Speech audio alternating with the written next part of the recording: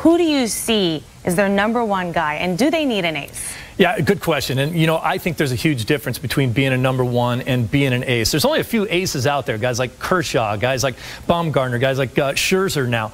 Those guys would be the #1 starter in any team they played on. But every team has to have a #1 starter. It's going to be Buchholz for the Red Sox. But the guy that impressed me the most in spring training was actually Rick Porcello. He kind of got lost with the Tigers rotation, but I think he'll flourish in this rotation. I think he'll be the #1 eventually. The Red Sox do need to get themselves an ace. Okay, let's keep it with the pitchers. Koji UEHARA could be back and off the DL as soon as the home opener, but it's a dicey situation. How would you handle it?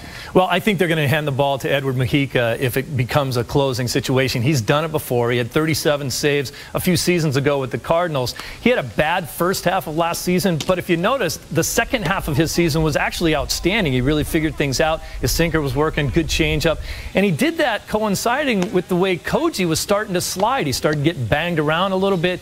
He had a little bit of an arm issue, and now he's got the hamstring. He will come off the DL, but he hasn't thrown very many innings down in spring training. That worries me a lot. So it looks like Ramirez, Betts, and Victorino are going to get the start today in the outfield. How soon do you think it's going to be before we see Rusney Castillo? Well, they're paying the guy $70 million.